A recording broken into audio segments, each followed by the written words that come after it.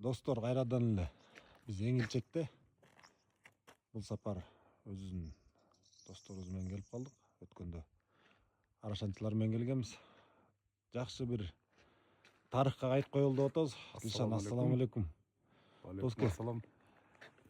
Эңилчекке келип калдык. Эңилчек боюнча мына өзүң канча жашыңда ушакта жашадың эле, кандай болду эле, ошолорду айтып бербейсиңби?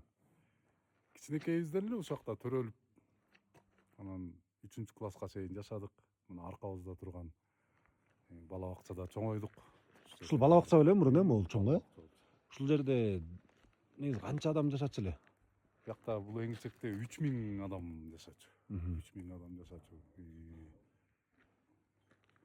Мына биз бул үйдө жашачубуз. Ностальгия болуп азыр атайын ушу үйүнө келип токтодук да достор. Келбейсиң бизге, баспайсың мындай жакыныраак. Буларга азыр адамдар жашабай эле, мына бияка кум төгүп коюптур. Мүмкүн акырындык менен кайра жандандыралы деп атышат. Бул айылда өзү негизи мейманканалар дагы ачылган. Көп элдер келип эс алып, биякта ысык суу бар. Анан деги эле ушул жердин кереметтүү жаратылышына суктанышып. Биякта олоо вольфрам калай иштетилчү. Жалаң ушакта шахтерлор, подземкада иштегендер жашачу көбүнчө эле. Азыр малжан көбөйүп кеткен туруп, ал убакта мал жок болчу да биякта. Эмне кызыктар бар эле? Орустар көп эле. Кызыктардан эмне? Бул тоонун кырларында эле ойночубуз. Жүгүрүп чуркап эле. Анда жаркыраган шаар. Московское поселок болчу бияк.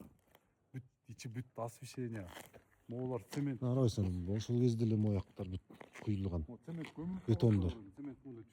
Калың, Калың болуп чыгып турчу. Достор көрдүңүздөрбү?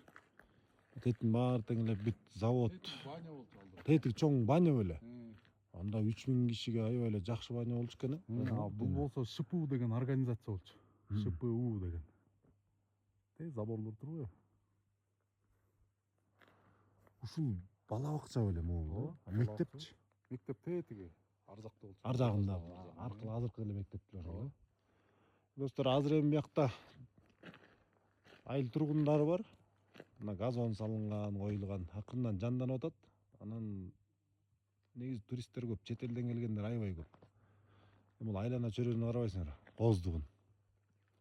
Азыр деле заводдор иштейт үстүндө, могу кургакта. Көрдүңүздөр, тетикта серпантиндер көрүнүп атабы? Жакындап тартып койгон серпантиндер. Ошол жерде бүгүнкү күндө дагы ошо кең байлыкты иштетишет. Эми мурункудай чоң завод эмес, албетте. Аз-аздан иштетип атышат. Өйдө жака свет тартып чыгышкан. Сонун биякта. Анан кандай болду ностальжия? Жакшы досум, жакшы сезимдер болду. Бала кезде эстедик. Ыйлайын деп уялып атам. Бала кезинде эстеп, үйүндө көрүп ыйлагым келип кетти. Сонун сезим. Эми үйдүн комнаталары чоң көрүнчү да, азыр карасаң. Аз кетти, кепкендей эле. Мурун деле бала кезде чоң көрүнчү да. Бирок эме болчу досум. Эшикте туалет колдонулчу эмес. Биякта биз ылдый Караколго көчүп барганда туалетти эшиктен көрүп таң калдык да. А биякта жалаң ичинде болчу да. Ошондо эле ичинде болчу. Ванна, туалеттер бүт ичинде. Карабайсыңар. Ошол кезде эле Союз шарты түзүп койгон, себеби кышкысын суук болот, эми баягы жакшы шарт болсун деп эле. Үйдүн ичине дайындап койгон да. Каракол шаарга барып анан көчөдөн көрдүңөр. Эшиктеги туалетке барып аябай кыйналгам да башында, чын. Ошондой ушул чыгарылыш бүгүн Дилшан досубуз боюнча. Ошол кайсы жылдар болуп атат? 90 жылдар, 89-87 жылдан баштап. 96 жылга чейин. Төрөлгөнүң Караколдон эле төрөлгөнсүң. Төрөлгөн Караколдон төрөлүп эле анан бияка келгенбиз. Атаң өзү 5 айлык бала болчу экен бияка келгенде. Ошондон 3-класс 9 жашыңа чейин ушакта жашап атасың да? 3-класска чейин. Эңилчекский жигит. Беттерибиз мондай жарылып кеткен. Жок, бияк өзү чоң го досум. Ар жакка чейин кетет. Ошолорго чейин ойноп жүрө берчүсүңөр да? Ойноп мына тияктан азыр этаждарды көрбөдүкпү жана? Аякта 60 квартира деп койчубуз. 60-квартира. Тетигини бобик таш деп койчубуз. Машинага окшоштош.